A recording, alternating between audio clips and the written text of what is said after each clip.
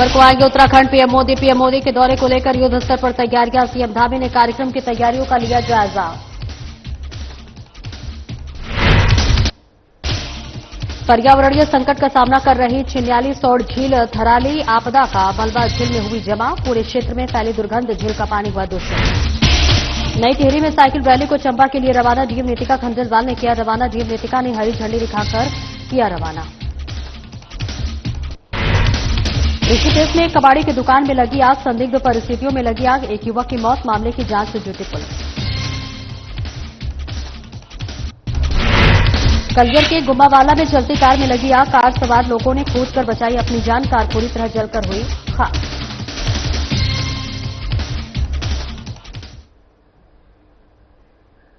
नमस्कार, स्वागत है आपका। मैं हूं आपके साथ सपना दीपक बद्देशिया। बुलेटिन का आगाज करेंगे। राज्य स्थापना के 25 वर्ष पूरे होने पर रजत जयंती वर्ष के उपलक्ष्य पर विधानसभा का विशेष सत्र आयोजित हुआ। राष्ट्रपति द्रौपदी मुर्मू ने विधानसभा के विशेष सत्र को संबोधित किया। सत्र में राज्यपाल गुरमीत सिंह, सीएम धामी, विधानसभा अध्यक्ष रितु खंडूरी, नेता प्रतिपक्ष यशपाल आर्य उपस्थित हैं। आइए अब आपको सीधे लिए चलते हैं विधानसभा भवन देहरादून, जहां विधानसभा अध्यक्ष रितु खंडूरी, नेता प्रतिपक्ष यशपाल आर्य, मुख्यमंत्री पुष्कर सिंह धामी, राज्यपाल गुरमीत सिंह और राष्ट्रपति द्रौपदी मुर्मू उत्तराखंड विधानसभा के विशेष सत्र को संबोधित कर रहे हैं। भारत के पूर्व प्रधानमंत्री स्वर्गीय श्रद्धेय अटल बिहारी वाजपेयी जी ने 9 नवंबर 2000 को उत्तराखंड राज्य बनाया। हमारी विधानसभा की पहली बैठक 12 जनवरी 2001 को आयोजित हुई। तब से अब तक भारतीय लोकतंत्र के उच्च सिद्धांतों एवं परंपराओं पर चलते हुए उत्तराखंड विधानसभा ने अपनी यात्रा में कई महत्वपूर्ण आयाम स्थापित किए हैं। इस अवसर पर मैं राज्य निर्माण के लिए अपना सर्वस्व न्यौछावर कर देने वाले आंदोलनकारियों को नमन करती हूं। राज्य आंदोलनकारियों का बलिदान हमें उत्तराखंड की सर्वांगीण प्रगति के प्रति चेष्टावान रहने का संदेश देता है। उत्तराखंड राज्य निर्माण आंदोलन में हमारी मातृशक्ति ने भी अग्रणी भूमिका निभाई थी। माननीय राष्ट्रपति जी, उत्तराखंड प्रदेश की महिला हमेशा से सशक्त रही है। पर्यावरण संरक्षण, खेती-बाड़ी और समाज की कुरीतियों के खिलाफ आंदोलन से लेकर राज्य निर्माण आंदोलन तक हमारी महिलाएं सक्रिय रही हैं। आज रजत जयंती पर आपके आने से हम सब बहनें गौरवान्वित एवं प्रफुल्लित हैं और हमें नई ऊर्जा का संचार हुआ है। भविष्य में भी प्रदेश की प्रगति में हम महिलाएं बढ़ चढ़कर भागीदारी निभाएंगी, ऐसा मेरा विश्वास है। 25 वर्षों के कालखंड में हमारी विधानसभा ने 500 से अधिक विधेयक पारित किए हैं, जिनमें महिलाओं का 30% क्षैतिज आरक्षण जैसा महत्वपूर्ण विधेयक को भी पारित किया गया है। वर्ष 2001 में अनंतिम विधानसभा से लेकर 2022 में गठित वर्तमान 5वीं विधानसभा के सदस्यों ने महत्वपूर्ण अवसरों पर दलगत राजनीति के ऊपर उठकर प्रदेश के समक्ष उपस्थित चुनौतियों को मिलकर सफलतापूर्वक सम्मान किया है। उन्होंने न केवल अपने ज्ञान प्रति भूभाग में कृषि का मूल आधार है और कृषि का मूल आधार महिला है। माननीय राष्ट्रपति जी, खेत में बीज, खाद, निराई, गुड़ाई, फसल कटाई, मड़ाई, सफाई, घर का रखरखाव सभी कार्य महिला द्वारा संचालित किए जाते हैं। इसके अलावा खेती, पशुपालन, ईंधन, चारे, पानी की दैनिक व्यवस्था में सुबह शाम तक जुटे रहना नारी की नियति बन गई है। लेकिन यह भी सच है कि प्रदेश की मातृशक्ति ने विभिन्न क्षेत्रों में नए आयाम और कीर्तिमान स्थापित किए हैं। जनसंख्या की वृद्धि, बेरोजगारी की समस्या, तकनीकी कौशल की कमी, औद्योगिकरण का अभाव, वैज्ञानिक कृषि पद्धति का अभाव, बागवानी एवं उद्यानिकी को समुचित प्रोत्साहन न मिलने तो लघु कुटीर उद्योगों की उपेक्षा के परिणाम स्वरूप प्रगति अर्थव्यवस्था में वांछित सुधार और प्रगति जनमानस को आत्मनिर्भरता प्राप्त नहीं हो पाई है।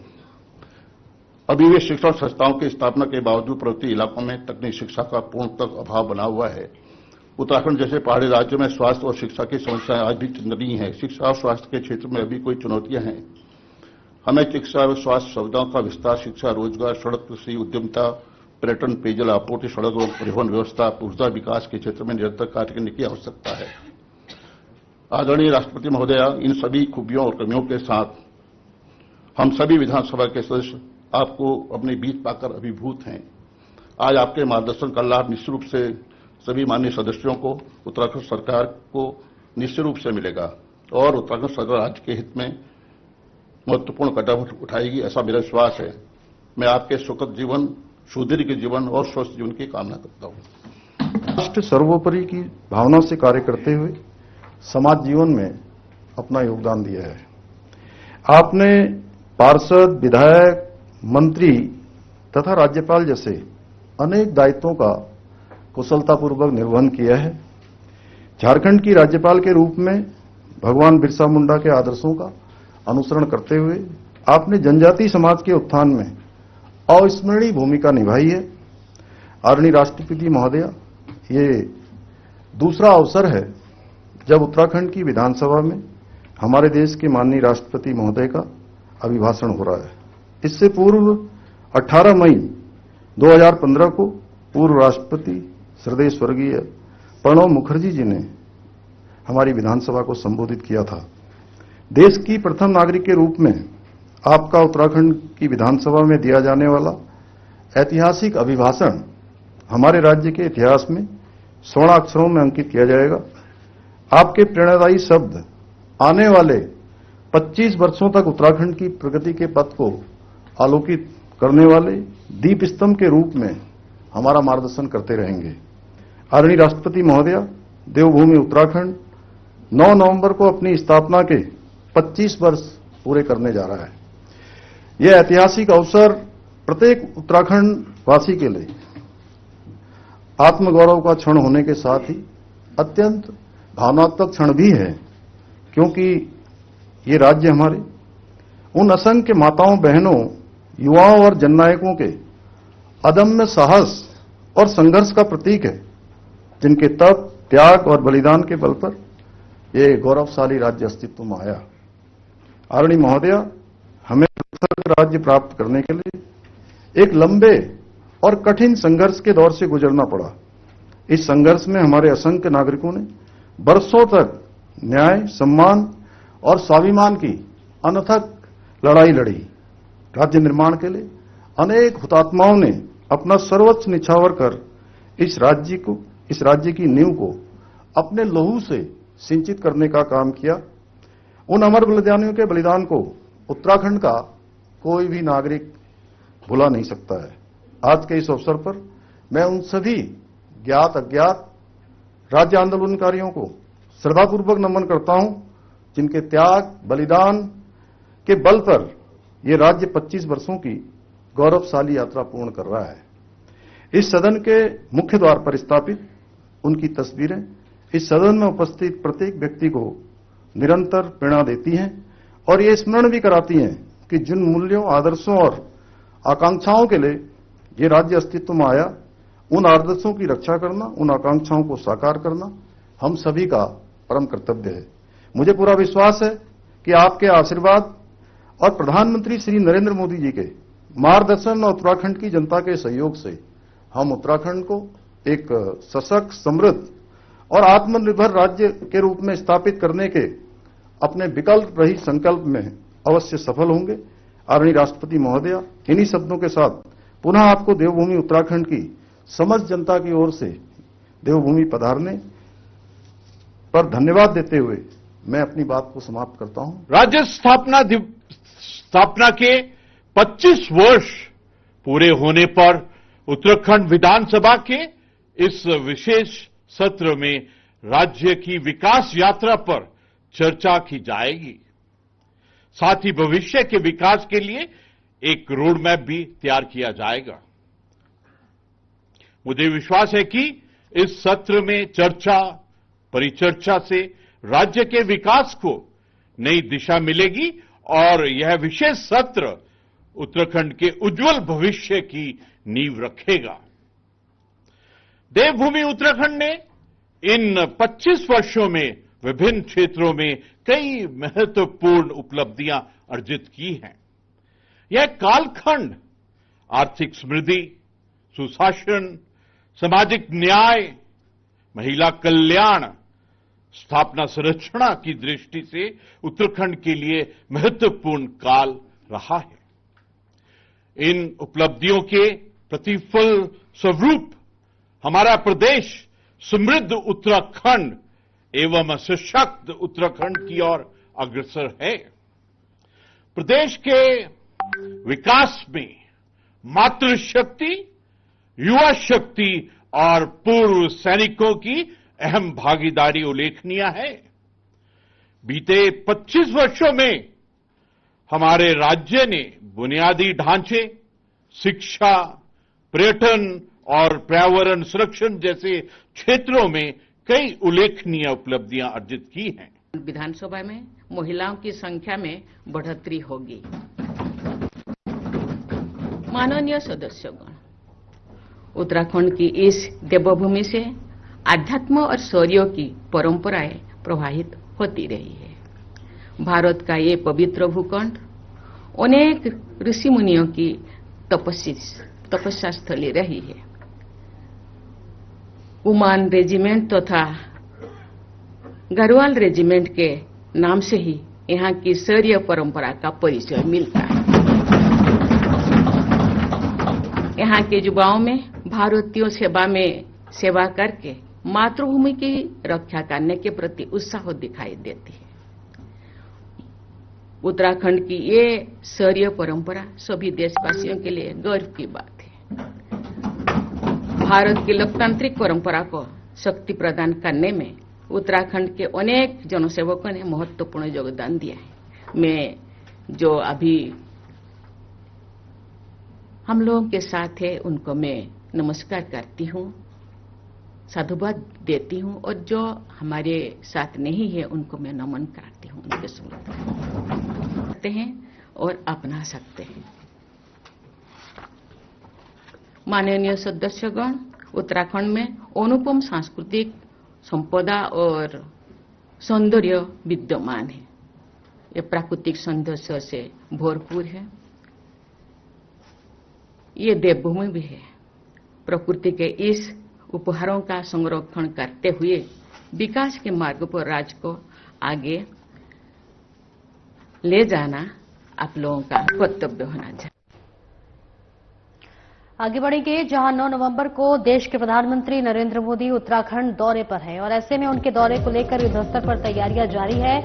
आपको बता दें कि राज्य स्थापना रजत जयंती वर्ष पर FRI देहरादून में होगा मुख्य कार्यक्रम। सीएम दामी पहुंचे, FRI, इसके साथ ही कार्यक्रम की तैयारियों का जायजा लिया। अधिकारियों को निर्देश दिए, सभी तैयारियां जल्द करें पूरी, व्यवस्थाएं रखें चाकचौबंद। इसके साथ ही FIR का मैदान पर्यावरण की दृष्टि से और देहरादून का प्रमुख स्थल है। सीएम धामी ने कहा, पीएम मोदी पहले भी ग्लोबल समिट में आए थे और इसके साथ ही पीएम मोदी के आने से हुआ था शानदार आयोजन। 9 नवंबर को राज्य के हो रहे हैं 25 वर्ष। पूरे राज्य में मनाया जा रहा है रजत जयंती वर्ष। पीएम मोदी 9 नवंबर को आ रहे हैं उत्तराखंड। पीएम मोदी के दौरे को लेकर प्रदेश की जनता में उत्साह है। उत्तराखंड की जनता पीएम मोदी को हमेशा मानती है अपने दिल के करीब और वही पीएम नरेंद्र मोदी के नेतृत्व में उत्तराखंड में अनेक योजनाएं हुई शुरू। विकास के काम लगातार बढ़ रहे हैं आगे। राज्य में विकास के क्षेत्र में कीर्तिमान स्थापित। पीएम मोदी के दौरे को लेकर चल रही तैयारियों को दिया जा रहा अंतिम रूप। पीएम मोदी के विकसित भारत के संकल्प को लेकर उत्तराखंड वासी देंगे अपना योगदान। पीएम मोदी के दौरे को लेकर युद्ध स्तर पर तैयारियां तेज। 9 नवंबर को पीएम मोदी आएंगे उत्तराखंड। राज्य स्थापना रजत जयंती पर FRI देहरादून में होगा मुख्य कार्यक्रम। सीएम धामी पहुंचे FRI और इसके साथ ही कार्यक्रम की तैयारियों का लिया जायजा। अधिकारियों को दिए निर्देश, सभी तैयारियां जल्द करें पूरी, व्यवस्थाएं रखें चाकचौबंद। FRI मैदान का पर्यावरण की दृष्टि और देहरादून का मुख्य स्थल है। सीएम धामी ने कहा, पीएम मोदी पहले भी ग्लोबल समिट में आए थे। FRI और पीएम मोदी के आने से हुआ था शानदार आयोजन। 9 नवंबर को राज्य के हो रहे 25 वर्ष। पूरे राज्य में मनाया जा रहा रजत जयंती वर्ष। पीएम मोदी 9 नवंबर को आ रहे उत्तराखंड। पीएम मोदी के दौरे को लेकर प्रदेश की जनता में उत्साह। उत्तराखंड की जनता पीएम मोदी को हमेशा मानती है अपने दिल के करीब। पीएम नरेंद्र मोदी के नेतृत्व में उत्तराखंड में अनेक योजनाएं हुई शुरू।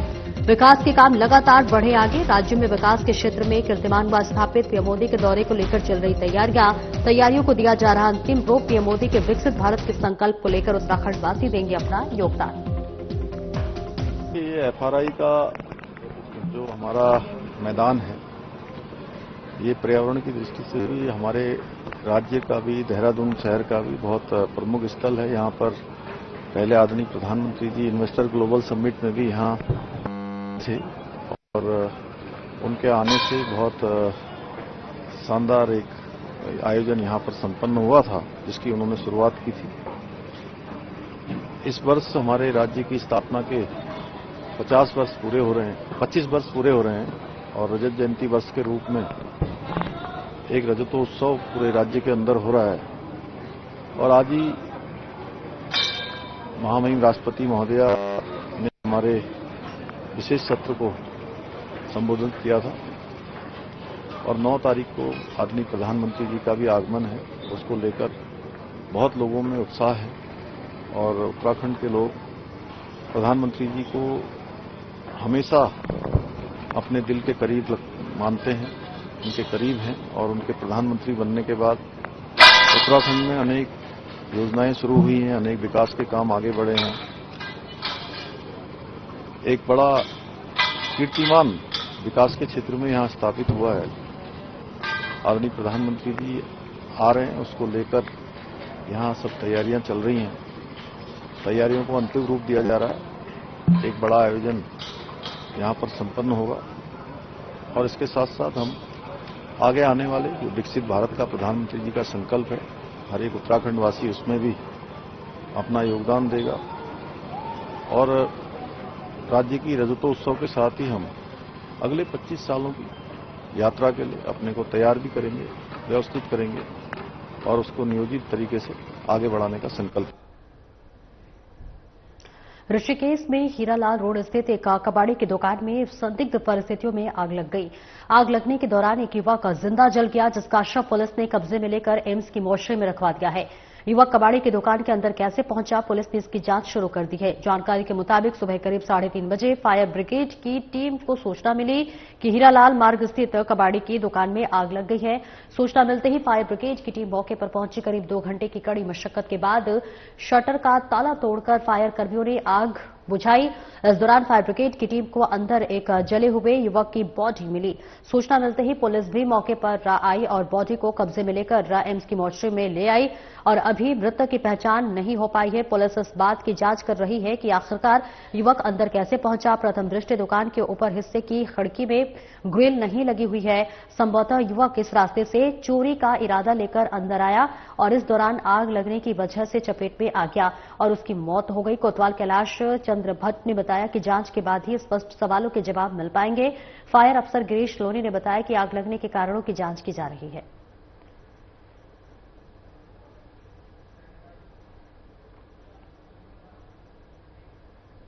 खबर कलियर थाना क्षेत्र के गुम्बावाला से है, जहां चलते कार में अचानक आग लगने से अफरा तफरी मच गई। गनीमत रही कि कार में सवार लोगों ने चलते कार से कूदकर अपनी जान बचाई। कुछ ही देर में कार जलकर राख हो गई। सूचना पाकर दमकल विभाग की टीम मौके पर पहुंची और कड़ी मशक्कत के बाद आग पर काबू पाया, लेकिन जब तक आग जलकर राख हो चुकी थी।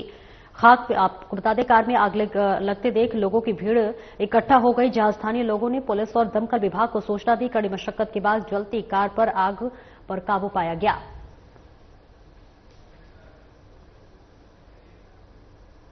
सार्वजनिक स्थानों और ढाबों में बैठकर जाम छलकाना युवकों को भारी पड़ा है। दरअसल हरिद्वार एसएसपी प्रवीण डोभाल ने सार्वजनिक स्थानों और होटलों ढाबों में शराब पीकर हुड़दंग मचाने वाले व्यक्तियों के विरुद्ध कार्रवाई किए जाने के लिए निर्देशित किया है। इसी क्रम में कोतवाली ज्वालापुर पुलिस ने अलग अलग टीमें बनाकर सार्वजनिक स्थानों, शराब की दुकानों और सड़क किनारे शराब पीकर हुड़दंग मचाने वाले 19 व्यक्तियों को पकड़कर उनके खिलाफ 81 पुलिस एक्ट के तहत चालानी कार्रवाई कर ₹4,750 संयोजन शुल्क वसूल किया है। सभी लोगों को भविष्य के लिए भी चेतावनी दी गई है कि कोई भी सार्वजनिक स्थान पर न तो शराब पिलाएंगे न शराब पिएगा। ऐसे में पुलिस टीम द्वारा एक कार्रवाई आगे भी जारी रहेगी। डीएम नीतिका खंडेलवाल ने डायड्रा नई टिहरी से साइकिल रैली को चंबा के लिए हरी झंडी दिखाकर रवाना किया। आपको बता दें कि राज्य स्थापना के रजत जयंती के अवसर पर जिला पर्यटन विभाग के तत्वाधान और आईटीबीपी कोठी कॉलोनी और नेहरू युवा केंद्र के सहयोग से एमटीबी शो का आयोजन किया। साइकिल रैली नई दिल्ली, चंबा, सुलियाधार रामगांव जाख कोठी कॉलोनी तक आयोजित की गई, जिसमें 20 बच्चों ने प्रतिभाग किया। डीएम रितिका खंडेलवाल ने कहा कि इस तरह के आयोजन न केवल साहसिक पर्यटन को बढ़ावा देते हैं, बल्कि युवाओं में फिटनेस और पर्यावरण संरक्षण के प्रति जागरूकता भी पैदा करते हैं। उन्होंने सभी प्रतिभागियों को शुभकामनाएं दी। यह आयोजन राज्य के 25 वर्ष पूरे होने के उपलक्ष्य में मनाए जा रहे रजत जयंती समारोह की श्रृंखला का एक हिस्सा था।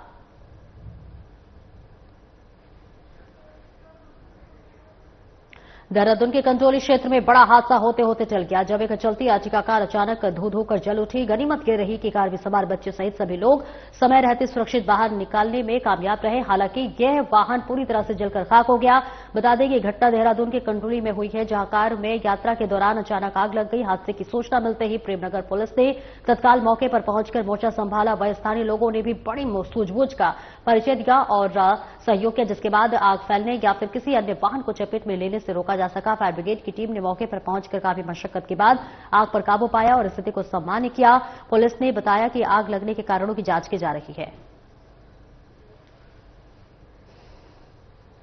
उत्तरकाशी जिले के चिंगाली सौड़ क्षेत्र में टिहरी झील और स्थानीय चिंगाली सौड़ की झील इस समय गंभीर पर्यावरणीय संकट का सामना कर रही है। कुछ समय पहले धराली से आई प्राकृतिक आपदा का विशाल मलबा और हजारों की संख्या में बहकर आई वन संपदा इन झीलों में जमा हो गई। इस कचरे के कारण झील का पानी अत्यधिक दूषित हो गया है, जिससे क्षेत्र में बीमारियों और महामारी फैलने का भय सता रहा है। नगरपालिका अध्यक्ष मनोज कोहली ने बताया कि इस मलबे में सामान्य कूड़े के साथ साथ पशुओं के सड़े गले शव भी बहकर आए हैं, जिससे पूरे क्षेत्र में तीव्र दुर्गंध फैल गई है और स्थानीय निवासियों का जीना दुभर हो गया है।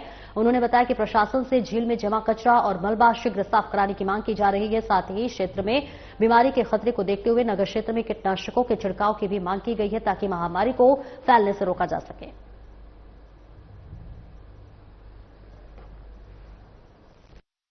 बांध जलाशय भर जाता है, तो ये एंडिंग पॉइंट है। यहाँ पर जो है जितना भी अभी, क्योंकि इस बार जनपद उत्तरकाशी दैवीय आपदा से बहुत प्रभावित रहा है, जितना भी यहाँ पर फ्लड आया है, बादल फटे हैं, उसमें जो मल और अन्य जो कचरा था वो यहाँ पर झील पर इकट्ठा हो चुका है। बहुत पहले इकट्ठा हो गया था, जब ये सितंबर के आसपास, और उसी टाइम पे जो है टीएचडीसी को इन्फॉर्म कर दिया गया था कि आप समय रहते हुए इसको हटा दीजिए, क्योंकि बाद में जब ये बहुत लंबे टाइम तक यहाँ पे रहता तो आसपास के एरिया में, चाहे हमारा इटारा हो, नागनी हो, बड़ी थीका या जोगत रोड के आसपास का एरिया हो, सामने, ये सब लोग जो है को जल अर्पण करने के लिए यहाँ जो आते हैं, सब श्रद्धालु बड़े प्रेम से भगवान शिव जी को गंगा जल अर्पण करते हैं।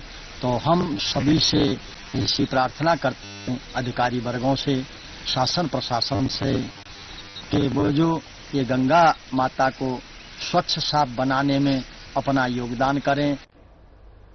एसएसपी प्रमेंद्र डोभाल के निर्देशन में हरिद्वार पुलिस ने एक बार फिर नागरिकों के खोए हुए मोबाइल फोन लौटाकर उनकी खुशियों की वापसी की सुनिश्चित की है। दरअसल मंगलौर पुलिस द्वारा चलाए गए विशेष अभियान में कुल 155 खोए हुए मोबाइल फोन बरामद किए गए हैं, जिनकी कुल अनुमानित कीमत 23,25,000 रुपए है। क्षेत्राधिकारी मंगलौर ने स्वयं फरियादियों को उनके खोए हुए मोबाइल लौटाए, जिससे उनके चेहरे पर मुस्कान लौट आई। मोबाइल वापस पाने वाले फरियादियों में हरिद्वार पुलिस का दिल से धन्यवाद किया। हरिद्वार पुलिस इन खोए हुए मोबाइलों की खोज और वापसी के लिए मिशन मोड में लगातार जुटी हुई है। ये कार्रवाई न केवल चोरी और गुमशुदगी को रोकने में दिशा में एक बड़ा कदम है, बल्कि यह नागरिकों के विश्वास को भी मजबूती प्रदान करती है। तो विदित है कि जो हमारा सेंटर एक पोर्टल के माध्यम से और आम जन को मोबाइल खोने, मोबाइल चोरी होने से लेकर के कई सारी जो शिकायतें हमारे पास आती है, तो उसमें ये रहता है कि भाई हमारा मोबाइल कब मिलेगा, किस तरह से मिलेगा। तो इसमें पुलिस स्टाफ लगातार इसमें कार्रवाई करते हुए पिछले काफी टाइम से 155 से ज्यादा मोबाइल जो है पुलिस टीम ने ढूंढ के दिए हैं। आज एक समारोह भी इस संबंध में किया गया है, जिसमें 3 दर्जन से ज्यादा फोन जो है उनको बुलाकर जो है उनके मालिकों को हैंडओवर किए गए हैं, और एक बहुत अच्छी कार्रवाई जो है वो मंगलौर पुलिस द्वारा की गई। धन्यवाद देना चाहूंगी मंगलौर पुलिस को। मैं अपने बेटे को पेपर दिलवाने गई थी इंजीनियरिंग का, और उस समय मेरा गाड़ी से फोन निकल गया था, और लेकिन इन्होंने मुझे बहुत ज्यादा शो कराया था कि नहीं आप लोगों को मिल जाएगा, और 5 महीने में ही उन्होंने मेरा फोन मेरे को वापस दिया। रियली अप्रिशिएट की इन्होंने इतनी मेहनत करी, और मैं देख रही हूँ कि बहुत सारे फोन उन्होंने वो करे, मतलब ढूंढ के निकाल लाए हैं, और आई रियली अप्रिशिएट पुलिस की हमारी हेल्प करने के लिए बार बार धन्यवाद देता हूँ। इन्होंने त्वरित कार्रवाई करते हुए जिस दिन हमारा फोन होना था हमारी रिपोर्ट करने की हमें सांत्वना दिलाई और आज हमारे साथ कंटिन्यूस टच में भी रहे। वो ऐसा नहीं कि एक बार रिपोर्ट दर्ज करने के बाद दोबारा कॉन्टैक्ट नहीं किया, रेगुलर टच में रहे। जब भी हमने फोन किया हमें बड़ा अच्छा रिस्पॉन्स मिला और आज उनकी कड़ी भी मेहनत का सफल मिला कि हमें हमारा फोन मिला। हम बहुत खुश हैं। हम साहब का बार बार धन्यवाद देना चाहते हैं। बहुत खुश है वो। I really appreciate. ऋषिकेश के निकट खाराशोत ढोलवाला में संचालित हो रही शराब की दुकान के संचालक ने 114 वर्ग मीटर पर अतिक्रमण किया हुआ है और ये अतिक्रमण प्रशासन की चेतावनी के बाद संचालक ने अपने मजदूरों से हटवाना शुरू कर दिया है। ये नजारा शराब की दुकान का विरोध कर रहे आंदोलनकारियों के चेहरे पर मुस्कान लेकर आया है। आंदोलनकारियों का कहना है कि उनके आंदोलन की वजह से ही शराब की दुकान पर हुए अतिक्रमण का खुलासा होगा और अब अतिक्रमण हटाना भी शुरू हो गया है। धीरे धीरे उनका आंदोलन रंग लाएगा और एक दिन सरकार को जन भावनाओं के अनुरूप शराब की दुकान को बंद करना पड़ेगा। बता दें कि अजेंद्र हत्याकांड के बाद शुरू हुए आंदोलन के बीच शराब की दुकान के संचालक पर अतिक्रमण करने का आरोप लगा था। मामले में राजस्व विभाग की जांच पड़ताल में शराब की दुकान का 214 वर्ग मीटर जमीन पर संचालित होना पाया गया है, जबकि संचालक को केवल 100 वर्ग मीटर भूमि की आवंटित है। ऐसे में अतिक्रमण को लेकर तहसील प्रशासन की ओर से शराब की दुकान के संचालक को नोटिस जारी कर अतिक्रमण हटाने के लिए कहा गया है। इसी कड़ी में संचालक ने खुद ही अतिक्रमण हटाना शुरू किया है।